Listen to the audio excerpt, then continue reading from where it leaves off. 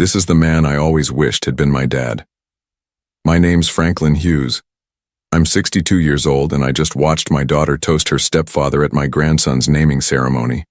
The words hit me like a sledgehammer to the chest, but I didn't flinch. 30 years of raising Sophia alone, and this is what I get. The party was at some fancy venue in downtown Denver. Sophia had insisted on the best of everything for little Jacob's naming ceremony. I'd written the check without question, just like I always did. The room was full of her husband Trevor's business associates from Velwick Publishing, their wives dripping in jewelry I couldn't pronounce the names of. My side of the family was represented by my sister Janet and her husband. I sat at the family table watching Sophia hold court with her new in-laws. She looked radiant in that way new mothers do, all glowing skin and careful makeup. Trevor stood beside her, one hand on her shoulder, playing the doting husband. And there was Harold, her stepfather, beaming like he'd just won the lottery. Harold had married Sophia's mother when Sophia was 16. Good timing for him. He got to swoop in right when all the hard work was done. I'd spent the first 15 years teaching her to ride a bike, helping with homework, staying up all night when she had the flu. Harold got to be the fun guy who took her shopping and paid for her college without having to deal with the messy parts of actually raising a child. But I kept my mouth shut. Always did. The toast wasn't supposed to sting like this. I'd prepared myself for a generic speech about family and new beginnings. Instead, Sophia had looked directly at Harold when she said those words. He'll be the only grandfather my child ever knows. Not one of the grandfathers. The only one. I excused myself to get some air, but nobody noticed. They were too busy congratulating Harold on his new role as the family patriarch. I stood on the venue's balcony, looking out at the Denver skyline, and felt something cold settle in my chest. It wasn't anger exactly, more like clarity. 30 years ago, when Sophia's mother walked out on us, I could have remarried, could have found someone to help raise my daughter. Instead, I'd focused everything on being the best father I could be. I worked double shifts at the construction company, saved every penny for her education, missed countless opportunities because Sophia came first. And now she was erasing me from her son's life, like I'd never existed. I pulled out my phone and scrolled to my lawyer's number. Some decisions you make in the heat of the moment. Others you make when everything finally becomes crystal clear. 24 years ago, I was a different man, single father, working concrete foundations for driftshade construction, trying to figure out how to braid my 8-year-old daughter's hair before school. Sophia's mother had left us for a sales manager from Phoenix, and suddenly I was everything: dad, mom, cook, homework helper, and bedtime story reader. I remember the first time Sophia asked why mommy didn't love us anymore. She was sitting at our kitchen table, coloring in one of those books with the thick black lines, and she just looked up at me with those serious brown eyes. I told her that sometimes grown-ups make mistakes, but that didn't mean anything was wrong with us. That I loved her enough for both parents, and I meant it. For 15 years it was just us. I taught her to drive in my old pickup truck in the parking lot behind the grocery store. Helped her with algebra homework even though I had to relearn it myself first. Sat through every school play, every parent-teacher conference, every teenage crisis about boys and friends, and the unfairness of life. When she graduated high school, she hugged me so tight I thought my ribs might crack. "I don't know what I would have done without you, Dad," she whispered. "You're my hero." That was 3 months before her mother came back into the picture. Eleanor had remarried by then. Harold was a regional manager for some insurance company, drove a BMW, lived in a house with a 3-car garage. Suddenly, Sophia was spending weekends in their guest room, which Eleanor had decorated like a magazine spread. Harold took Sophia shopping for college clothes, bought her a laptop, talked about investing in her future. I should have seen the shift happening. The way Sophia started comparing my 2-bedroom apartment to Harold's house. How she began mentioning Harold's opinions on things. Which college she should attend, what career path might suit her, whether she was dating the right kind of boys. When she got engaged to Trevor, Harold walked her down the aisle.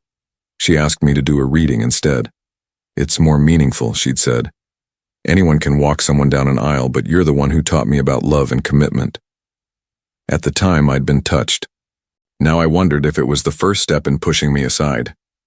The trust fund had been my idea. $2 million, set up when Sophia turned 21, with additional provisions for her future children. My lawyer had suggested including certain conditions, maintaining family relationships, demonstrating respect for the benefactor, regular contact. I'd thought it was unnecessary at the time. Sophia was my daughter. Why would I need legal protection for my own child? But lawyers know things about human nature that the rest of us learn the hard way. I drove home in silence after the naming ceremony. My apartment felt smaller than usual, like the walls had moved closer together while I was gone. I sat in my recliner and stared at the photo on the side table, Sophia in her cap and gown at college graduation, grinning at the camera with her arm around my shoulders. The trust fund documents were in my filing cabinet, exactly where I'd put them 12 years ago. I spread them across my kitchen table and read through every clause, every condition, every carefully worded provision my lawyer had insisted on including. In the event that the beneficiary publicly disavows, disrespects, or attempts to exclude the grantor from family relationships or significant family events. There it was. The lawyer had called it a respect clause back then. I'd laughed and said Sophia would never do anything like that. He just nodded and said it was better to be safe than sorry. The more I read, the clearer everything became. This wasn't about the money, though $2 million was nothing to sneeze at. This was about consequences, about teaching my daughter that actions have weight, that words matter, that you can't just erase people who inconvenience your new narrative. I thought about little Jacob, barely 3 months old, already being programmed to see Harold as his only grandfather. What would Sophia tell him about me as he grew up? Would I become the weird old man who sent birthday cards, the stranger who showed up to family events uninvited? My phone buzzed, a text from Sophia. "Thanks for coming today, Dad. It meant a lot." I stared at the message for a long time. Too little, too late. I called my lawyer first thing Monday morning. Patricia Walsh had handled my legal affairs for 20 years. She'd drawn up the trust, my will, my business contracts back when I'd tried to start my own construction company. She was sharp, practical, and didn't waste time on pleasantries. "Franklin," she said when I told her what I wanted to do, "are you sure about this? Once we trigger that clause, there's no going back." "I'm sure. And you want to redirect the trust to your goddaughter's child? Isabella deserves it more than Sophia ever did." Isabella was my best friend Miguel's daughter. When Miguel died in that car accident 6 years ago, I'd helped his wife Carmen raise Isabella. Drove her to soccer practice, helped with her homework, taught her to change a tire. She called me Uncle Franklin and meant it. When her daughter Lucia was born 2 years ago, Isabella had asked me to be the godfather. At least someone in this world still valued what I had to offer. "All right," Patricia said. "I'll have the papers ready by Thursday."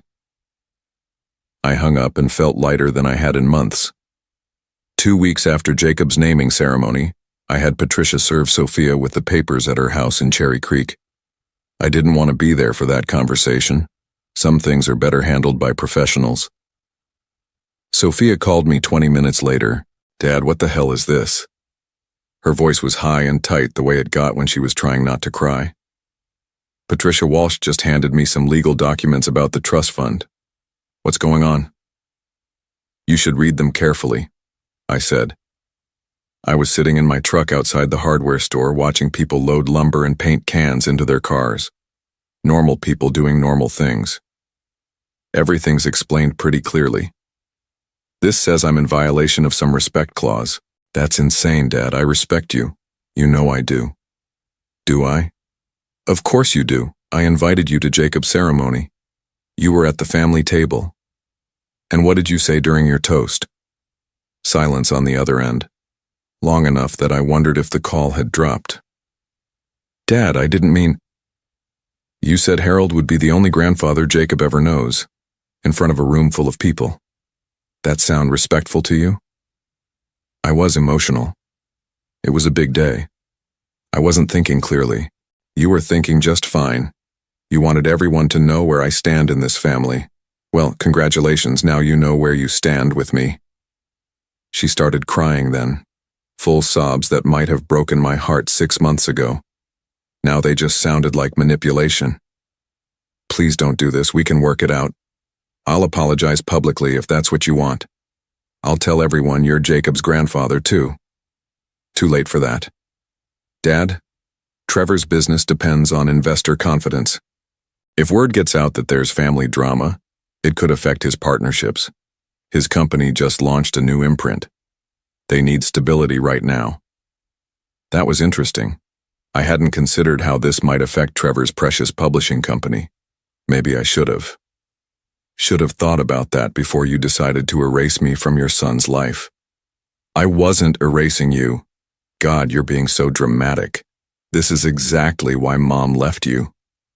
The words hung in the air like smoke, sharp and ugly and impossible to take back. "Is that what you think?" I asked quietly. Dad, I'm sorry. I didn't mean that." "Yes, you did. And now I know exactly how you see me. Your mother's victim. The man she was smart enough to leave behind. Well, here's some news for you, sweetheart. Your mother left because she was selfish and irresponsible, not because there was anything wrong with me. And if you want to follow in her footsteps, that's your choice." "Dad, please, can we just meet somewhere and talk about this face to face?" "Nothing to talk about. The trust fund is being transferred to Isabella and Lucia. They appreciate family loyalty. You might want to look that up sometime." I hung up before she could respond.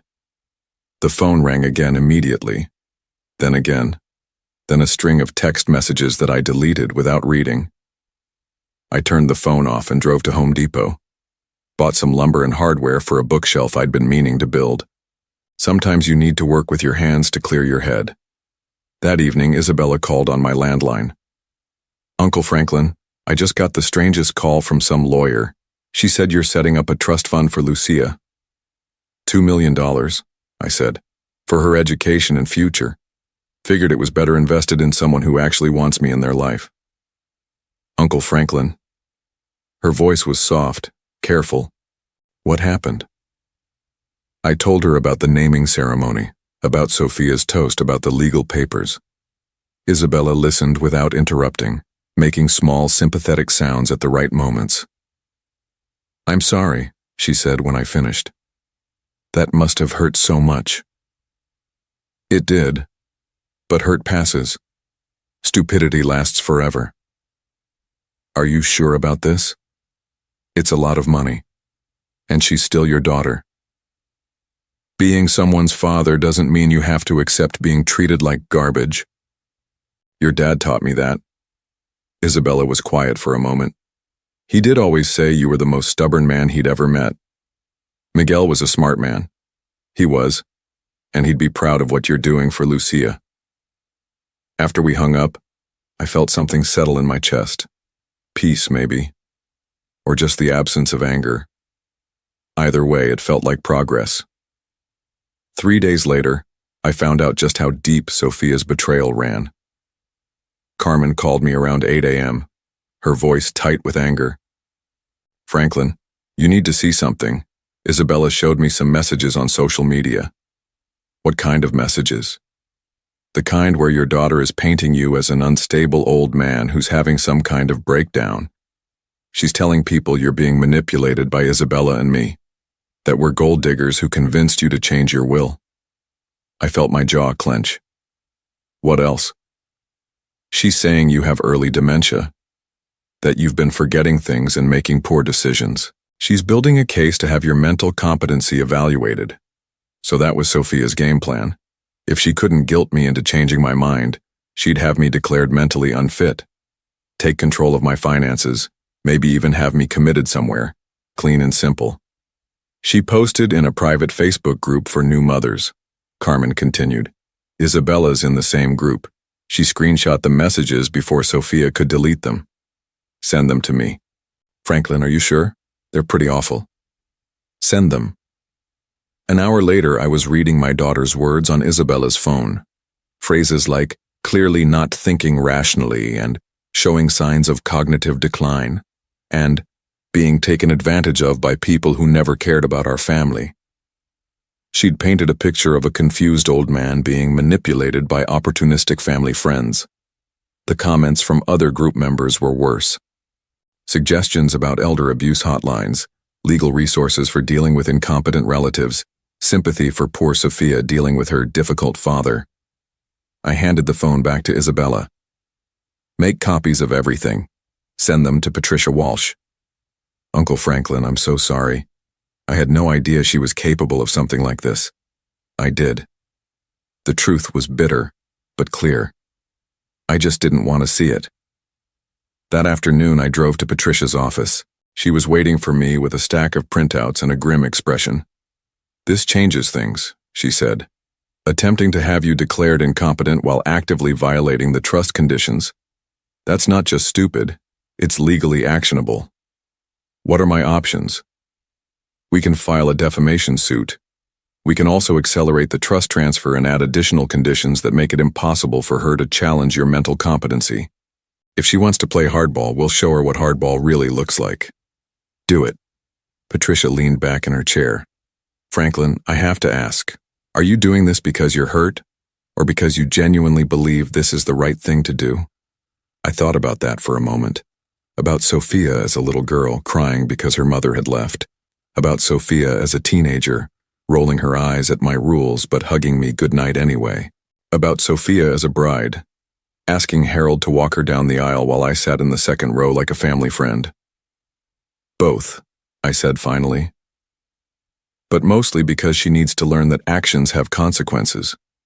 I spent 30 years protecting her from the real world. Maybe it's time she experienced it. All right then, I'll have the new documents ready by Monday. I drove home through afternoon traffic, past the construction sites where I'd spent most of my career. Honest work, building things that would last. I'd tried to build something lasting with Sophia too. Maybe I'd just used the wrong materials. That evening, Isabella brought Lucia over for dinner. 2 years old and full of questions about everything. She helped me make grilled cheese sandwiches standing on a step stool at the counter, carefully placing cheese slices on the bread. Uncle Franklin, she said seriously, Mama says you're my fairy godfather now. Something like that, sweetheart. Will you teach me to drive when I'm bigger? Absolutely. Some legacies are worth preserving. Others need to be started from scratch. The news about the trust fund change hit Denver's social circles like a dropped brick. Patricia had arranged for the announcement to appear in the business section of the Denver Post, complete with details about the Respect Clause violation and the subsequent reallocation of funds to more deserving beneficiaries. I was drinking my morning coffee when Sophia's mother called. Franklin, what on earth are you doing? Eleanor's voice had that sharp edge I remembered from our divorce proceedings 24 years ago. Harold is beside himself. Sophia's been crying for 3 days. Morning to you too, Eleanor. This is insane. She's your daughter, your only child.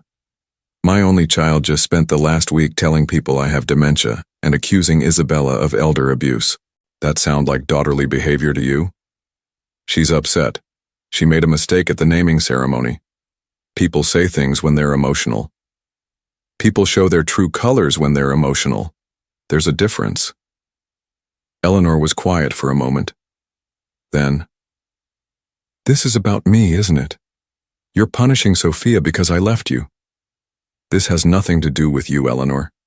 This is about your daughter's choices. She was 16 when I remarried. Harold's been more of a father to her than the man who raised her alone for 15 years. The one who worked double shifts to pay for her education while you were playing house with your insurance salesman. That's not fair. Fair? I laughed, but it wasn't a pleasant sound. You want to talk about fair? Fair would have been you stepping up to be a mother. Fair would have been Harold acknowledging that Sophia already had a father. Fair would have been my daughter remembering who sacrificed everything for her before she decided to erase me from her son's life. Franklin, please. She's talking about legal action, challenging your mental state. Let her try. I've got documentation of everything, including her little social media campaign. If she wants to make this public, I'm ready. Eleanor hung up without saying goodbye. Some things never change. The fallout was swift and comprehensive. Trevor's business partners at Velwick Publishing started asking pointed questions about family stability and public relations concerns. 3 potential investors pulled out of meetings, citing the need to reassess the management team's judgment. The publishing world was smaller than people realized, and family drama had a way of making people nervous about million-dollar deals. Trevor called me personally on Thursday. "Mr. Hughes, I think there's been a misunderstanding. Sophia never meant to exclude you from Jacob's life. She was just acknowledging Harold's role in her upbringing. By saying he'd be Jacob's only grandfather. It was poor phrasing. She's devastated by your reaction. Not as devastated as she's going to be. Look, I get that you're hurt, but this situation is affecting more than just family relationships. My company. Your company's problems aren't my concern, Trevor. Maybe you should have thought about that before you let your wife disrespect her father in public. What would it take to resolve this? Some kind of apology? Public acknowledgement? Nothing. It's done. Mr. Hughes, please. We can work something out. Sophia's willing to do whatever it takes. 2 weeks ago, she was willing to do whatever it took too. Turns out that included questioning my mental competency and accusing Isabella of manipulation. So no, Trevor. We can't work something out. I hung up and immediately called Carmen. How's Isabella doing with all this attention? She's worried about you, Carmen said. Feels guilty about the money. Tell her guilt's a luxury she can't afford. That money's for Lucia's future, and Lucia's going to need every advantage she can get. What about Sophia? What about her? She's still your daughter. My daughter died the day she decided Harold was the only family that mattered. Some bridges burn themselves. Others, you light the match. The final blow came when Patricia filed the defamation suit 3 weeks after the naming ceremony. The lawsuit included screenshots of Sophia's social media posts, sworn statements from witnesses at the naming ceremony, and medical documentation proving my mental competency. The Denver Post picked up the story the same day. Local businessman sues. Daughter for defamation following trust fund dispute. The article included details about the trust fund transfer, the respect clause violation, and Sophia's subsequent attempts to question my mental state. It painted a clear picture. Wealthy father protects himself from ungrateful daughter's false accusations. Sophia's lawyer called Patricia within hours requesting a meeting to discuss settlement options. Too late for that. Trevor's business collapsed faster than a house of cards.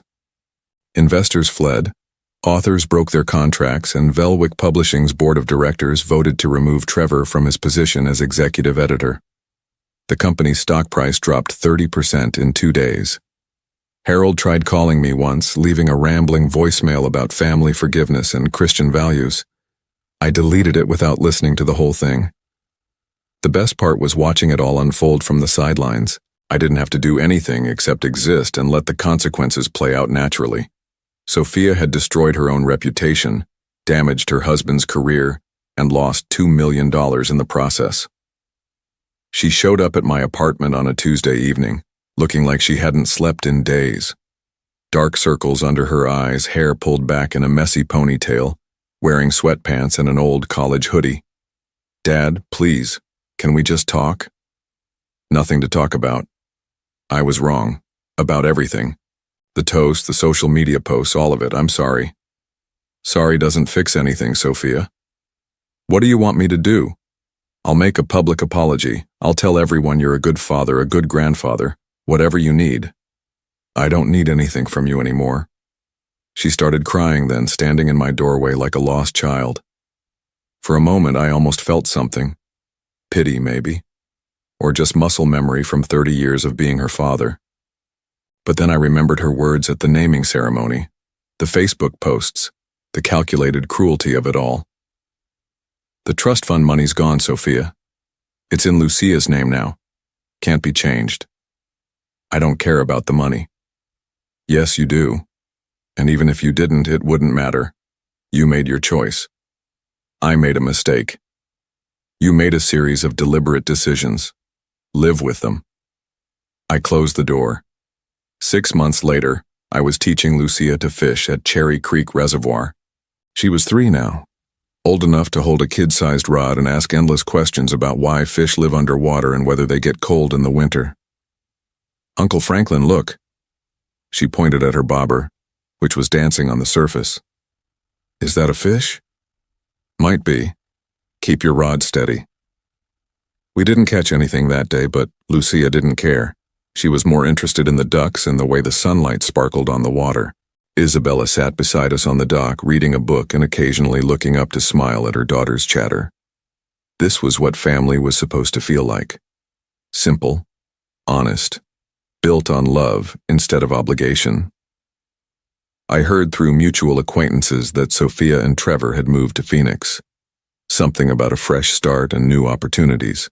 Harold was helping them financially, which seemed fitting. Let them be each other's family. The defamation lawsuit had been settled out of court for an undisclosed amount, which I donated to a scholarship fund for single fathers. Some victories are worth more than money.